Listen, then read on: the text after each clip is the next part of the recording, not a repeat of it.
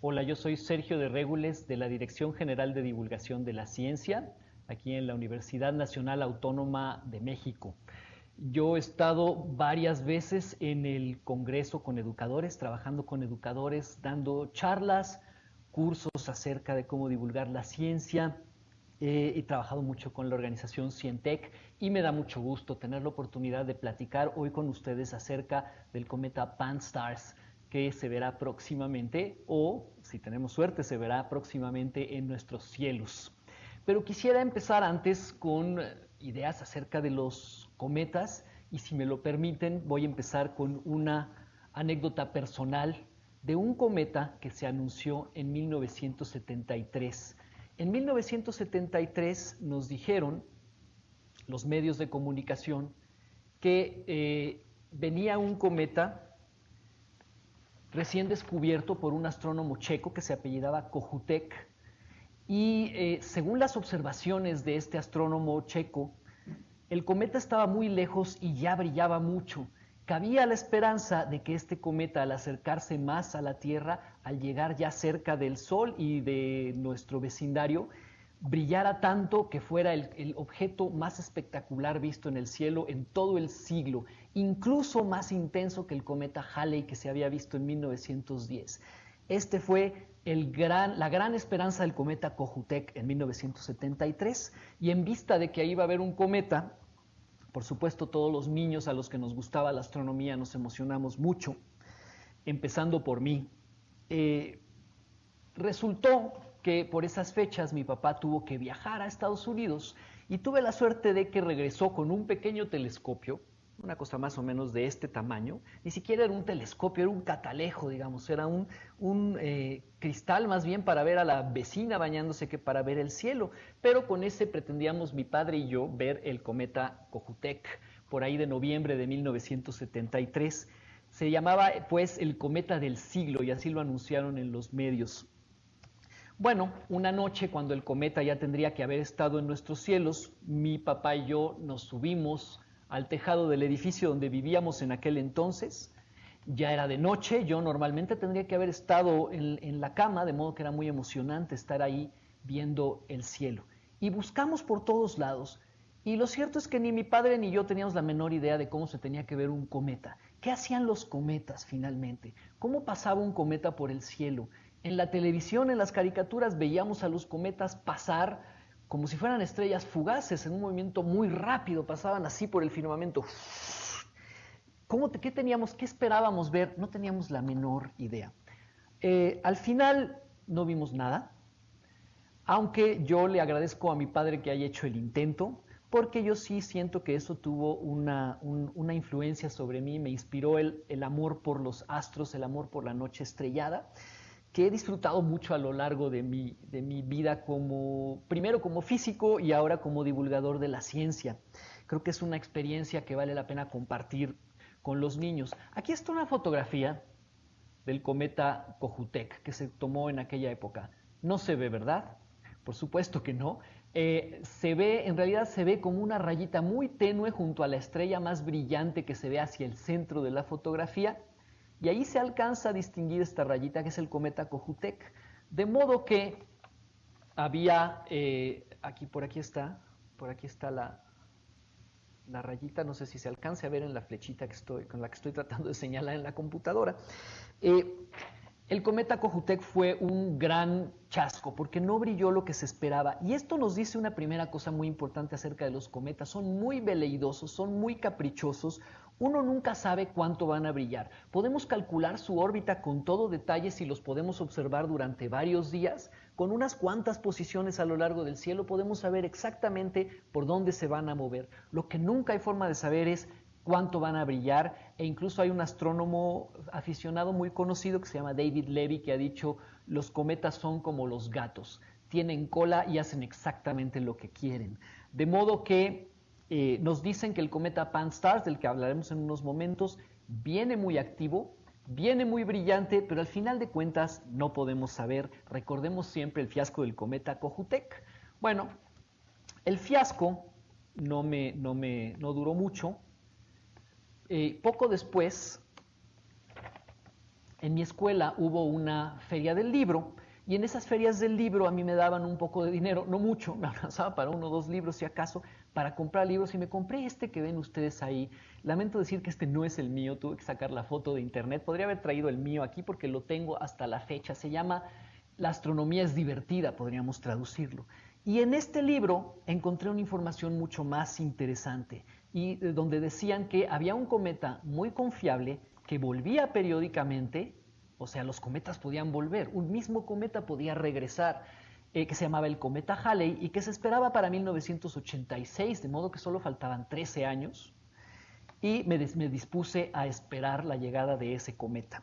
Para cuando llegó ese cometa en 1986, yo ya era estudiante de física en la Facultad de Ciencias de esta universidad y tenía amigos con telescopio, de modo que nos desplazamos a una localidad en las afueras de la Ciudad de México, en el Monte Ajusco, donde esperábamos ver el cometa Halley cuando nos dijeron que iba a estar visible en el cielo. Aquí está una imagen que nos dice también, que nos habla acerca de cierto tipo de cometas. Y por supuesto aquí se ve 3 apariciones distintas del cometa Halley que vuelve cada 75, 76 años más o menos, de modo que si uno lo ve como niño, después podría llegar a verlo una segunda vez, pero ya no va a ser niño, y la tercera vez desde luego es imposible. Yo todavía tengo la esperanza de que cuando vuelva en 2061, perdón, yo todavía esté por aquí, voy a tener solo 97 años, de modo que tengo la esperanza todavía. Entonces, hay cometas que vuelven. Eh, y eso parece ser que tiene que ver con de dónde proceden los cometas, de lo que les hablaré en unos momentos. Aquí está una película acerca del cometa Halley, cuyo paso anterior al de 1986 había sido en 1910, y en esa época había sucedido algo muy interesante. Desde luego cada cometa tiene su órbita y la sigue siempre más o menos igual, a menos que pase cerca de un planeta grande que lo pueda desviar. Y ahora la Tierra no siempre está en la misma posición cuando regresa un cometa. Y en 1910 se dio la casualidad de que la Tierra iba a pasar muy cerca del cometa Halley, tan cerca que incluso iba a atravesar la cola de este cometa cuando ya estuviera muy extendida, impulsada por el viento solar. Por esa época los astrónomos también ya sabían cómo detectar de qué está hecha una sustancia a partir de la luz que emite y se dieron cuenta de que en la cola del cometa Halley había un gas que se llama gas cianógeno, que resulta ser un veneno si uno lo respira. Y aquí estamos viendo, por cierto, otro paso muy célebre del cometa Halley en el año 1066, cuando en Inglaterra se produjo una invasión tremenda. Y eso que vimos ahí era un famoso tapiz muy largo, hecho para conmemorar la invasión de 1066 en Inglaterra, donde se veía una imagen del cometa Halley como un presagio de esa invasión. Bueno, cuando los medios de comunicación se enteraron de que en la cola del cometa Halley había un gas venenoso y que la Tierra iba a atravesar esa cola, por supuesto que eso causó una histeria generalizada. Mucha gente pensó que era el fin del mundo, idea que no es nada novedosa, como ustedes pueden ver. Cada rato se está acabando el mundo y al final nunca termina de acabarse. Hubo gente que empezó a vender píldoras como antídoto contra los gases del cometa. Otras personas de ánimo un poquito más festivo decidieron organizar fiestas de cometa a las que se presentaban con máscaras de gas para protegerse del gas del cometa. Lo que no les dijeron quizá los astrónomos en aquella ocasión es que no había ningún peligro, porque un cometa es un objeto generalmente muy pequeño. Los tamaños de los cometas van digamos, no sé unos cuantos kilómetros, 2 o 3 kilómetros, hasta 15 o 20, como es el caso del cometa Halley. Son bolas que están hechas al parecer de pedacitos de roca y grandes cantidades de gases congelados, apenas sujetos unos contra otros, con muy poquita cohesión. Son como les llaman a veces bolas de hielo y polvo. De modo que son objetos muy pequeños y la cola, sin embargo, se extiende millones de kilómetros, lo cual quiere decir que es muy tenue y el gas cianógeno que podía contener la cola de ese cometa nunca nos iba a afectar porque estaba en concentraciones muy bajas. Sin embargo, aquí hay fotografías, encontré fotografías de la época en que la gente celebró el paso del cometa Halley de distintas maneras. Aquí está una postal y luego aquí tenemos una de las imágenes de destrucción del mundo por el cometa Halley en 1910. Aquí está otra vez el mismo cometa cuando por fin regresó después de mi espera de 13 años en 1986. Esta foto, he de decir, es muy optimista, desde luego. Un día me organicé yo con mis amigos para ir, como les contaba, a las afueras de la Ciudad de México, donde llegamos alrededor de las 4 de la mañana y ya había una imagen parecida a esta que les muestro aquí, donde normalmente no habría nadie y estaría desierto y oscuro, estaba sembrado de gente con telescopios esperando la aparición del cometa Halley. El cometa Halley que ya estaba por ahí en el cielo. Tuve una experiencia muy parecida a la del Cojutec porque nos detuvimos ahí con esas personas y buscamos el cometa donde más o menos sabíamos que debía de estar. Para entonces ya sabíamos que un cometa no se mueve en una sola noche, digamos, en una noche dada uno lo ve más o menos fijo en el cielo contra las constelaciones. A la noche siguiente, cuando el cometa ya tuvo 24 horas para desplazarse un poco, lo podemos ver en una posición distinta respecto a las constelaciones, pero una noche dada, digamos, uno lo ve fijo en el cielo contra las estrellas. Sin embargo, no veíamos nada. Yo pensé que se repetía mi fiasco de 1973, cuando decidimos tomar el carro y desplazarnos un poco para ver si moviéndonos, cambiándonos de posición respecto a la montaña que nos tapaba la vista del cometa, podíamos verlo. E íbamos muy silenciosos en el carro, esperando donde lo veíamos, cuando de pronto todos al mismo tiempo gritamos, ahí está, porque empezamos a verlo de una manera que, por cierto, les recomiendo que usen para ver objetos muy tenues en el cielo, la recomiendan los astrónomos. Al parecer, los ojos tienen, la retina tiene una sensibilidad distinta en la parte central, donde generalmente se ubica la imagen en la que enfocamos la vista.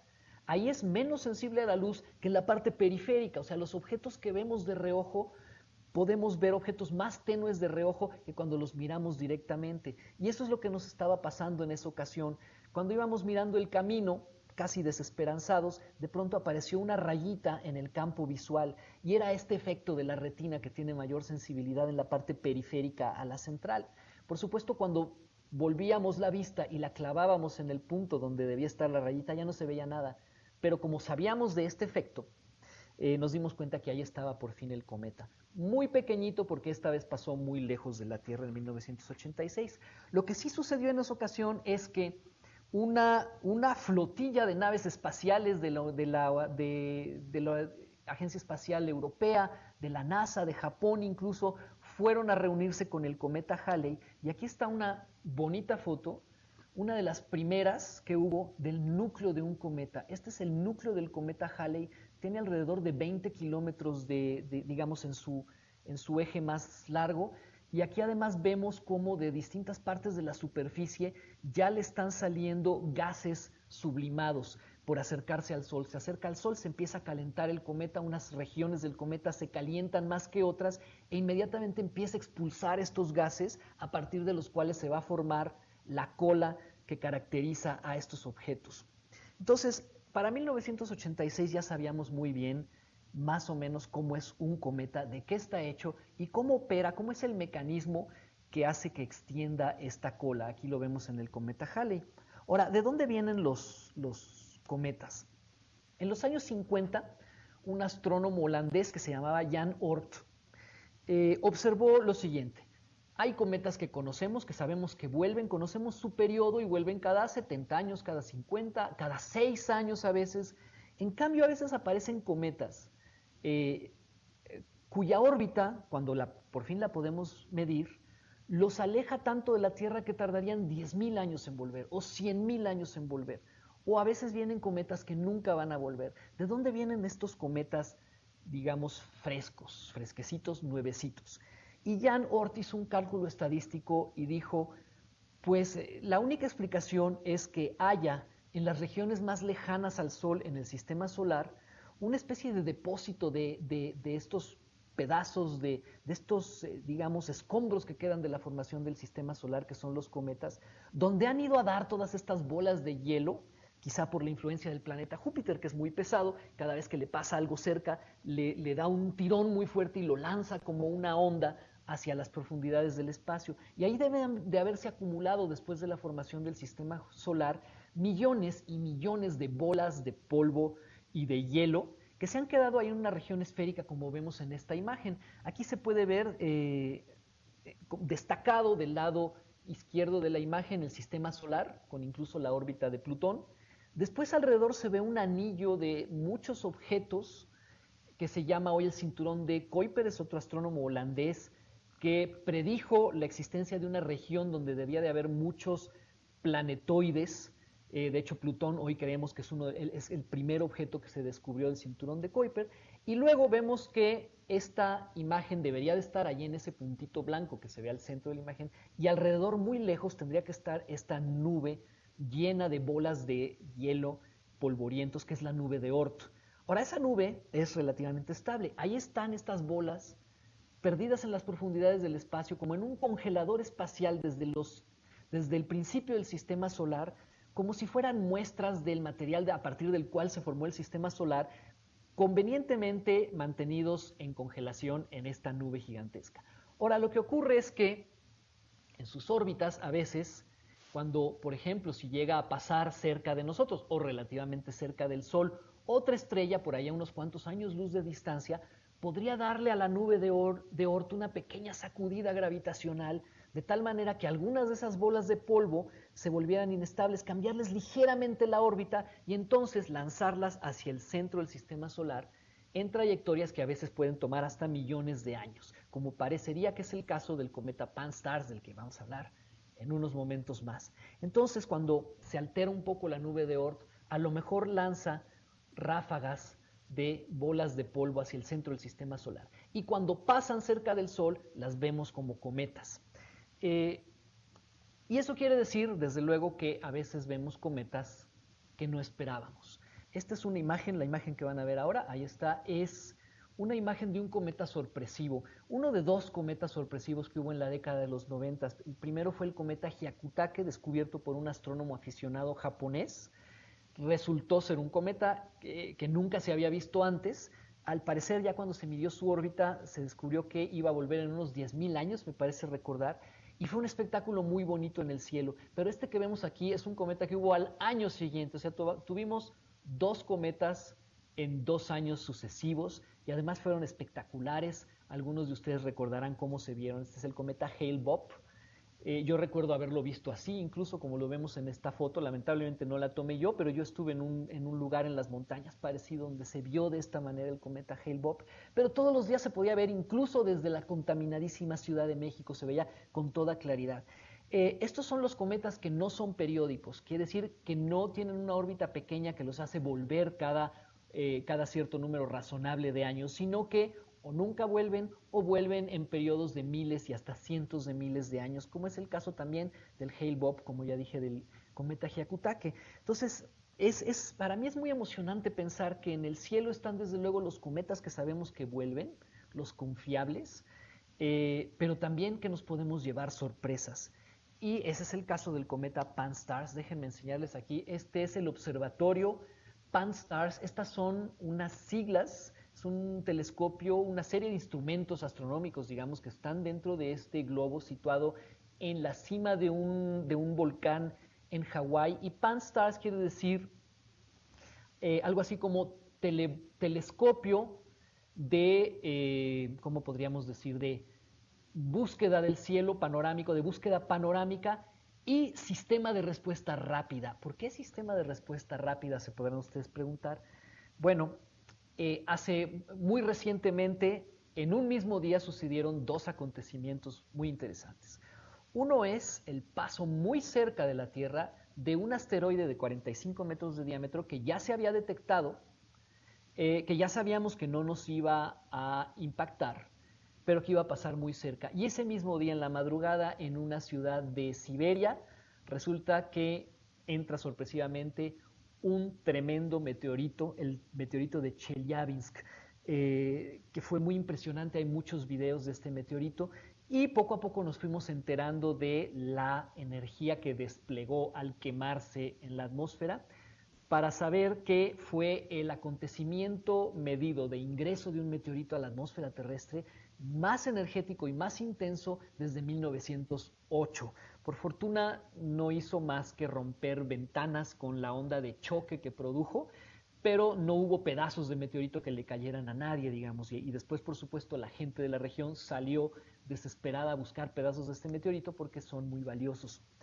Y estos dos acontecimientos, el asteroide 2012 DA14 creo que se llamaba, que detectamos a tiempo, que ya sabíamos que iba a pasar, y el sorpresivo meteorito de Chelyabinsk, que resultó, digamos, ya haciendo cálculos con las mediciones de ondas sonoras de baja frecuencia tomadas desde distintas estaciones alrededor de la región. A partir de eso, se deduce que debe haber sido una bola de unos 17 metros de diámetro, hecha de roca y metal, debe haber tenido unas 7,000 toneladas de peso y ingresó en la atmósfera a unos 60 kilómetros por segundo.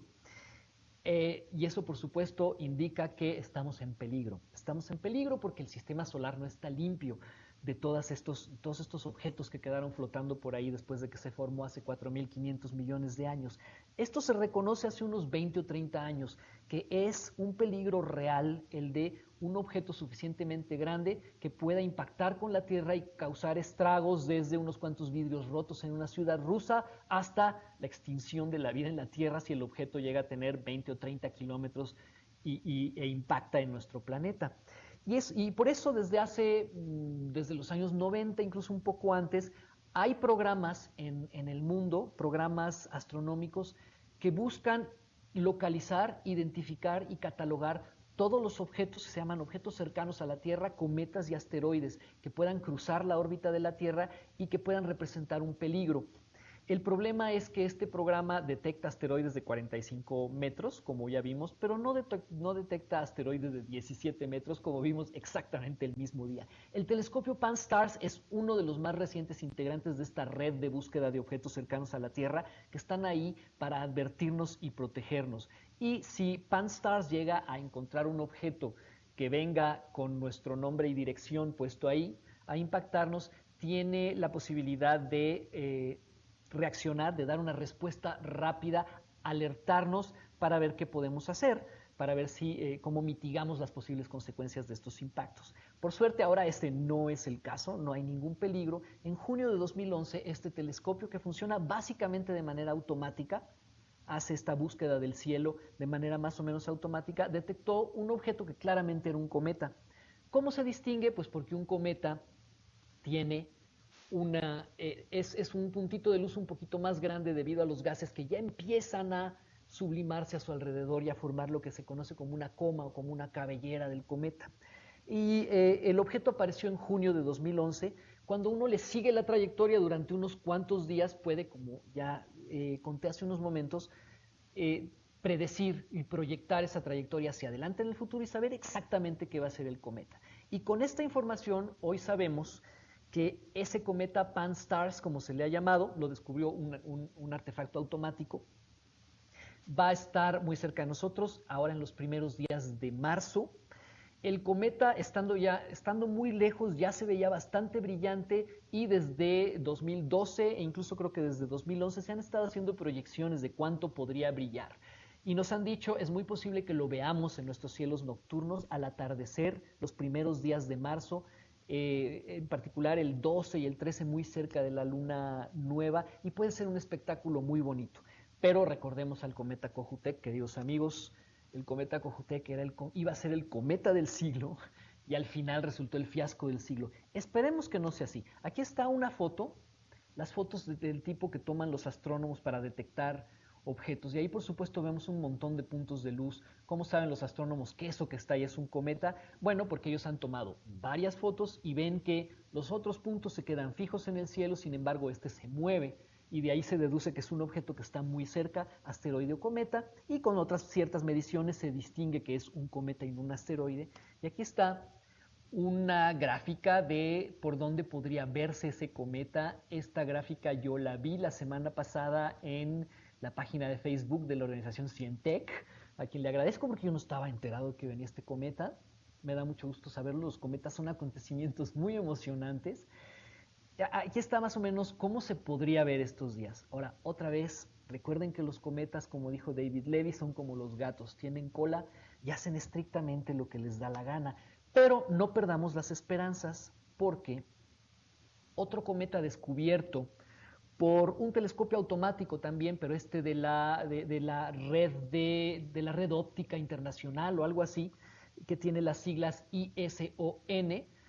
Ese cometa pasará muy cerca de nosotros hacia finales de este año, en noviembre, diciembre de este año y enero del próximo, y al parecer ese sí se espera con más seguridad que sea un cometa espectacular para fin de año. Entonces, si bien a mí ya me sorprendía que en 96 y 97 hubiéramos tenido dos cometas en años sucesivos, este año tenemos mucha mejor suerte porque tenemos dos cometas en el mismo año. Disfruten el cometa Pan-STARRS, no se lo pierdan al atardecer bajo en el horizonte en los primeros días de marzo, pero sobre todo esperemos con muchas ansias el cometa ISON en noviembre y diciembre de este año. Muchas gracias, ha sido un placer.